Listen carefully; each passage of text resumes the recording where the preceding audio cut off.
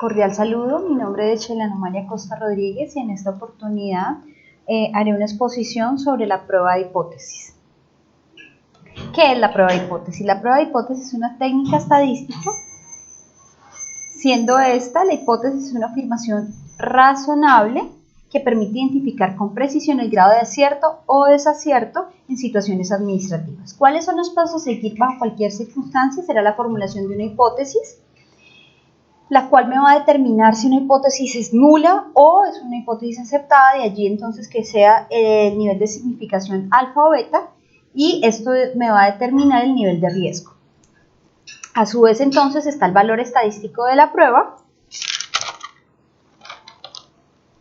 El valor estadístico de la prueba, la regla de decisión que va a ser el determinante para yo tomar la decisión, o sea, en la regla de decisión estoy determinando el intervalo bajo el cual yo voy a entonces hallar cuál va a ser la medida sobre la cual voy a tomar la decisión.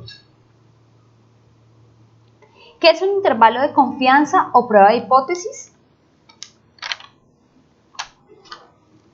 Entonces se usan los intervalos de confianza se usan para estimar los parámetros, es decir, para determinar los intervalos bajo los cuales entonces voy yo a utilizar la hipótesis que estoy teniendo, y las pruebas de hipótesis se usan para tomar decisiones sobre valores específicos de los parámetros de la población, es decir, para ya determinar esa especificidad del elemento que yo voy a utilizar. Las estimaciones se pueden hacer por media, por proporción, por diferencia de medias y por inferencia de proporciones. Entonces, más adelante vamos a comenzar a desarrollar cada una de estas estimaciones en ejemplos prácticos y de acuerdo al concepto que se tiene. Entonces, como primera medida, vamos a hacer una prueba de una media para una muestra grande de 2 colas, teniendo entonces como concepto que la probabilidad se distribuye simétricamente a los dos lados de la media. Es decir, no me importa en qué lado me quede la probabilidad, sino que me determina el espacio de la media según la campana de Gauss, tal como está en la gráfica que podemos ver.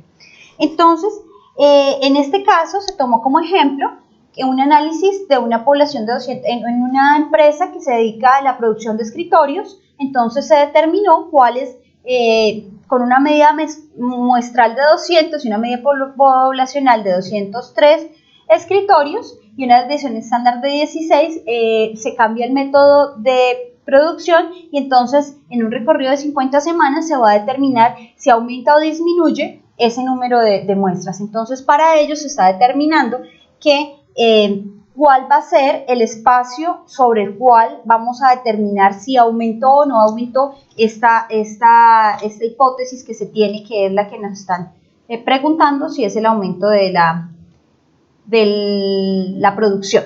Entonces, en este caso, al aplicar la fórmula determinada por la media muestral, la media poblacional, la desviación estándar de la población y el número de la muestra, se determina que tenemos un resultado de 1.55, el cual me determina que, si bien es cierto, no puedo afirmar lo indicado en la hipótesis, que se aumente el número de producción, pues tampoco puedo determinar que el mismo se disminuya por el mismo proceso, de acuerdo a lo que me determina la hipótesis, la prueba de hipótesis.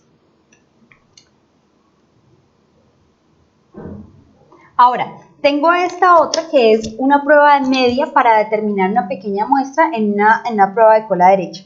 Esto corresponde a valores que se contradicen con el H1 o prueba de hipótesis y validan el HI, es decir, aquellos que se encuentran en la región de la cola derecha. Por eso está determinada este espacio sobre la cola derecha en el que me va a mí a decir si hay o no hay si se aprueba la hipótesis de alternancia que se tiene.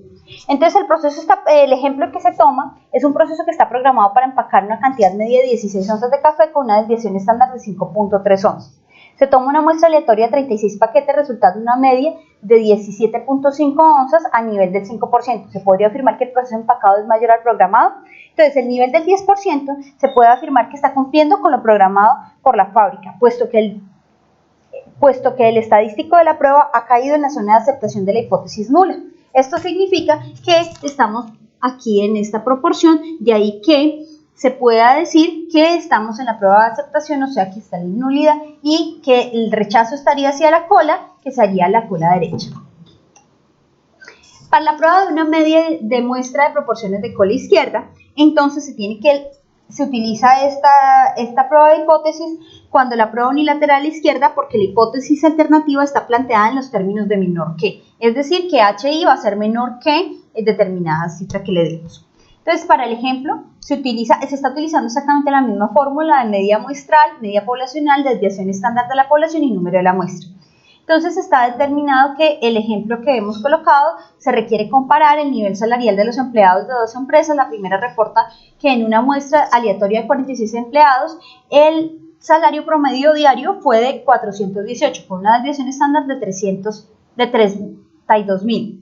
Se elige una muestra aleatoria de 60 empleados de la segunda empresa, obteniéndose un salario promedio diario de 442 y una desviación estándar de 41.000. Con los anteriores resultados y un nivel de significancia, o sea, un margen de error del 1%, se puede concluir que un margen de riesgo, del 1%, se puede concluir que los salarios de la segunda empresa son superiores a la primera. Entonces, en este caso, sí existe una diferencia significativa que permite concluir que los salarios, aquí lo podemos identificar, están aquí, que los salarios en B son superiores a la de A al nivel de significancia del 1%, es decir, que tenemos un nivel de certeza del 99%. Ahora, teniendo una prueba de dos medias, se puede identificar que se hace cuando no se conoce la varianza o la desviación estándar de ninguna población. Se utiliza la prueba de distribución normal de varianza combinada para determinar si existe una diferencia significativa entre dos poblaciones. Es decir, esto me permite combinar con dos poblaciones determinar una situación particular. Para ello, entonces, se ha tomado como ejemplo, como se puede ver primero, la fórmula me está determinando las dos poblaciones y las dos muestras porque la estoy tomando para poderla correlacionar de las dos medias. Entonces, el ejemplo que vamos a tomar es una obra en construcción, requiere un número de bloques de concreto, dos empresas abastecedoras A y B licitan para su adjudicación y entre el pliego de condiciones se estipula que la resistencia mínima es de 1.000 unidades. 1.000 unidades métricas a la resistencia y el contrato se adjudicará a la empresa que mayor resistencia presente en su producto.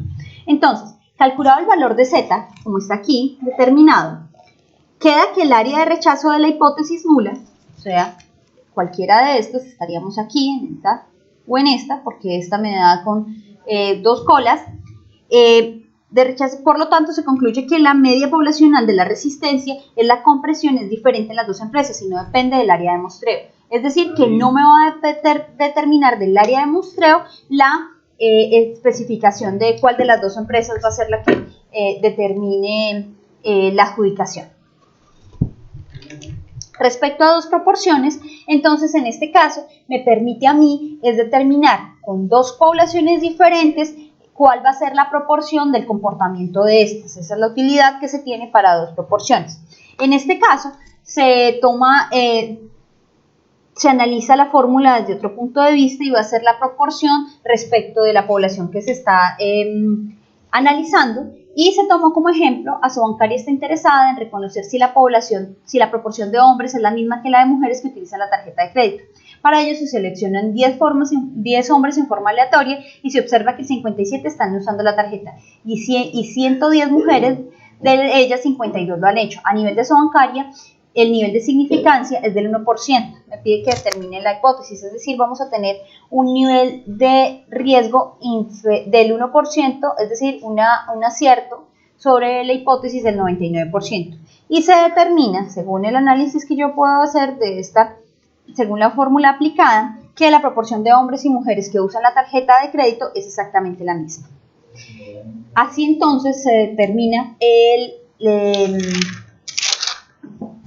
la prueba de hipótesis a través de los posibles elementos que se tienen para poder comprobar ese elemento que se tiene a nivel administrativo para tener certeza o no sobre determinada medida.